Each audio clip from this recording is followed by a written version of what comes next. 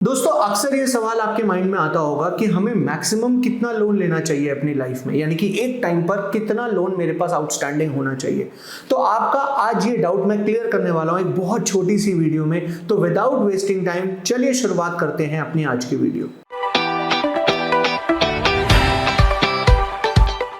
नमस्कार दोस्तों, मैं सी रोहित सेठी इस वीडियो में आपका स्वागत करता हूं। दोस्तों आज मैं आपको आपके फाइनेंशियल बर्डन से फ्री करना चाहता हूं। बेसिकली मैं आपको ये बताना चाहता हूं कि आपको एक अमाउंट, कौन सा अमाउंट, कितना अमाउंट, उससे ज़्यादा आपको लोन नहीं लेना चाहिए।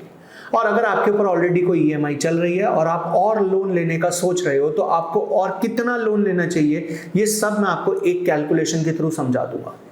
तो ये वीडियो लास्ट तक जरूर देखिएगा और सबसे पहले जाइए और एक पेपर और पेन लेकर आइए। मैं आपको कहता हूं वीडियो पॉज करिए और जाइए पेपर और पेन लेकर आइए। तो चलिए शुरुआत करते हैं। उम्मीद करता हूं कि पेपर पेन आपके हाथ में होगा। सबसे पहले आप एक काम करिए, आप सबसे पहले अपनी मंथली इनकम लिख लीजिए। जैसे इस एग्जाम्पल में मैंने मंथली इनकम मान ली 50,000 रुपए कि मेरी एक महीने की इनकम 50,000 है। ठीक है जी, ये हो गई मंथली इनकम। आपने अपनी लिखनी है, मेरी मत लिखने लग जाना। मेरी तो 50,000 ही आपके सामने रख दी मैंने। चलिए मजाक से हटके, अब इसके बाद आपने क्या करना है, इसके बाद आपने लिखना है कि कितनी ईएमआई इस टाइम पर आपकी चल रही है।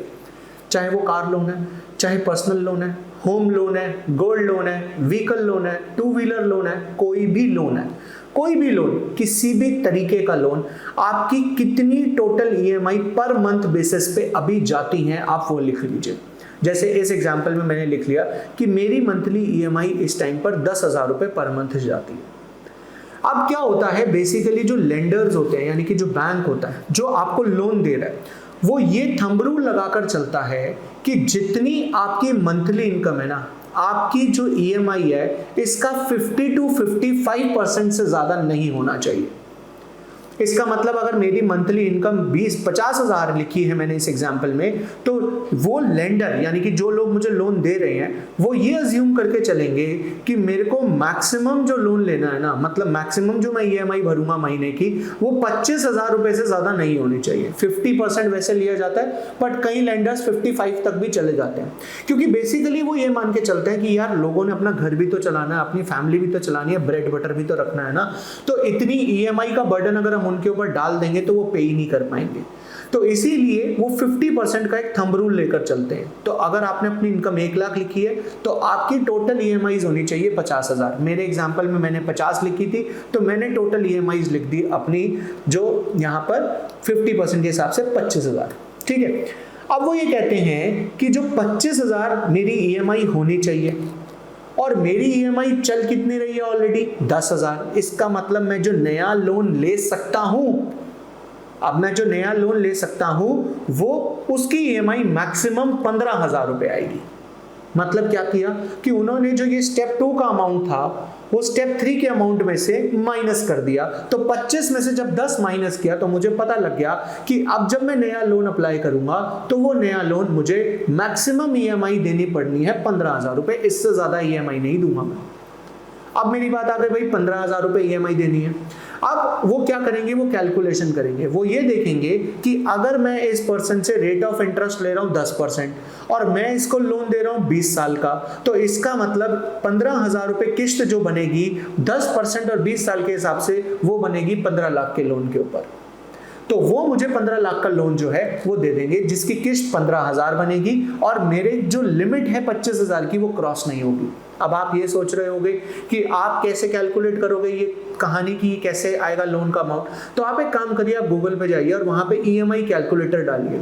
और ईएमआई कैलकुलेटर में जब आप ईएमआई कैलकुलेटर आपके सामने खुलेगा तो आप देखेंगे उसमें लोन का अमाउंट आ रहा है और उसके नीचे वो आपसे पीरियड पूछ रहा है कि कितने पीरियड का आपने लोन लेना है। आप पीरियड में 240 डाल दीजिए। अभी लोन के अमाउंट को आप 0 रखिए, पीरियड में 240 डाल दीजिए। इंटरेस्ट रेट 10%, यानी कि जो भी आपको मिल रहा है। आप अगर 7 साल का लोन लेना चाहते हैं तो पीरियड में आप 84 डाल दीजिए।